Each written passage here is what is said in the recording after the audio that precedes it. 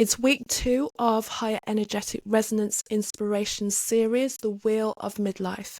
And this week, it's all about community. A quote from Rudolf Steiner: "A healthy social life is found only when, in the mirror of each soul, the whole community finds its reflection, and when, in the whole community, the virtue of each one is living."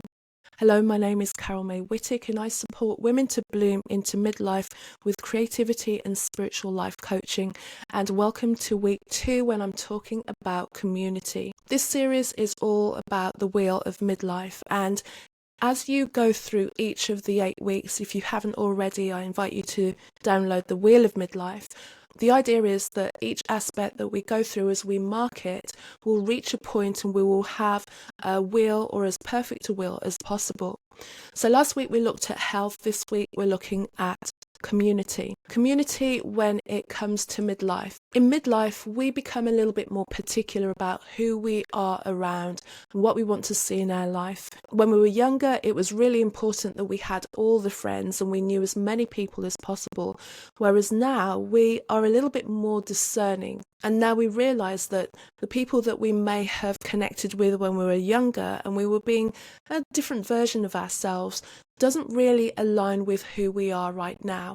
Now we want something deeper. Now we want a truer connection. And if we can't get that, then we would sooner not have any connection at all. But also there's an element of mourning that we need to do as well, especially if we start to feel that as we're growing, the community, the friends that we used to know, the people that we used to connect with no longer align with who we are. And we see that there's a little bit of a difference, a change, that we're opening up to more of ourselves and maybe other people are choosing not to be on that journey. So what do? Be grateful for the people that you've known. Everything that comes into our life teaches us something about ourselves, teaches us something about the world and the way that people are. And it's that data that we continue to use that means that we can make quicker decisions as we get older. I'm sure that you've met somebody new and instantly and almost instantly have known who that person is and what they're about. And sometimes that information or that idea comes so quickly towards you that you feel that you're making a snap decision based on no data or no information at all. But it's your wisdom, it's the fact that you've lived through decades now and you've met so many people and you've seen so many behaviors that you recognize that sometimes there are not so many different people in the world. People tend to replay the same things over and over again. And the choice is yours. Do you want to go through that experience again, or are you choosing something new? So it's looking at the relationships that we have in our community and seeing whether they are supporting who we want to be and whether it's making room for us to be who we are becoming. And that can be, and often is, as I speak to many of my clients, where a lot of tension lies. Especially if you've known someone for 20 or 30 years, you've got so many stories to tell, so many experiences that it seems a shame to throw all of that away. But if you both understand each other, you realize that that relationship now is complete. You're not throwing anything away. You had that experience, and if you're not able to move forward in a way that's supportive for each other, then it's time to maybe create a wider orbit. How do you feel about how you're able to show up in your community? If you look at your circle and you don't feel inspired by that circle, if you don't feel that you can grow in that circle, what you're surrounding yourself in is essentially a cage, something that's going to keep you trapped in a paradigm of a person that you are no longer.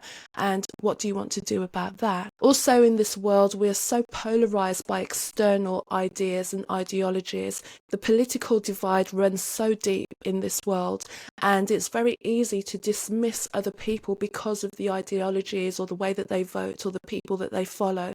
And yet there is so much that can be learnt from understanding why people take and make the choices that they do. Just dismissing someone solely on the vote that they've cast is not really understanding that person at the core. Often the reason that we make choices like that are based on something that's within us. The people who are putting out the information, who are directing our mind and our belief system, have an understanding of the psyche of the human being probably deeper than we understand ourselves. And oftentimes we're being deeply manipulated based on the wounds and the weaknesses and our desires and the areas that we're not serving ourselves. And for that reason, creating this disharmony, creating this separation in this fight within us all is keeping us weak as a community, keeping us weak in the whole society across the board. So the question is, and this is the harder thing to do, is to try and understand where people are coming from when they make the choices that they do, and don't just believe that someone is a certain thing because they believe something in an opposite way to you do. If we can just understand why people make those choices, whether it's politics, whether it's religion, whether it's the choices that they make in food. I mean, even within the meat eating and the vegan and the carnivore and the keto society, we find that there's so much division about what is right. And social media gives us too much opportunity to have fights with people that we don't even really know, just based on the thoughts and the ideas that they're putting out there. So the community that we want to build going forward is one that we can hold tight against what may come from us externally. And that, I believe, starts when we really get in contact with who we are and who we want to be and what we believe in, and get to the heart of ourselves, so that if we do meet people who have opposing views to us, that we're able to see them as human first, and see them as a soul first, as a spirit first, and understand that there are reasons why they are going that way, and not to lash out at them and believe that we're losing something as a result. And I love this quote from Rollo May. It's saying, communication leads to community, that is, to understanding, intimacy and mutual valuing. Can we get to a point where we are valuing each other on a mutual level as a human being, who are taking on different aspects of information externally and are displaying them in the way that they believe themselves to be, but also from people who may not be doing as deeper work on themselves as you are, so they're going to be showing up in a different way. And forming that community is deciding, what do you want to have around you? Is it important that you just have like-minded people around you, or are you prepared to hold a bigger space and hear other people and other points of view? I believe that going forward, that we need to be able to have deeper conversations. We need to be able to have conversations that at this point maybe we can't have, that trigger us, that want us to go into that emotionality and that pulling people down. There's a different way to be, and the world needs that, not just from midlife women but from all of us. But as midlife women, we are the matriarchs now in the world. We are holding that space and showing a new way of being. So can we bring that heart-centered love into our community? Can we pour it back into ourselves? Can we be one with ourselves, understand how we need communication, and also be brave enough to put down a boundary when people disrespect us? This is not about allowing people to trample all over us. Community allows people to have a voice, but also we lovingly let them know when they've gone too far. And also, I hope that you choose to find a community that gives you a deeper meaning in terms of purpose when it comes to your life, so that you feel that you're contributing and it's giving you a sense of meaning and a sense of desire to want to connect with other people.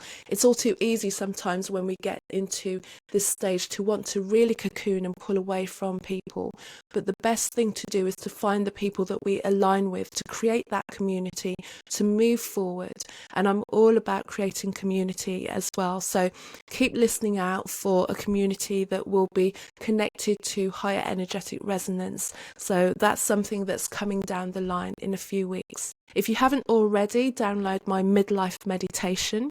If you're watching on YouTube, subscribe and leave a comment and let me know about the community that you are creating, the community that you are part of, and what you desire for community, and what you think we can do to create more community and more heart-centered community in this world. If you're listening, leave a comment and share with people that you feel will benefit from this episode. Thank you for listening or watching, and until the next next episode. Take care of yourself. Bye bye.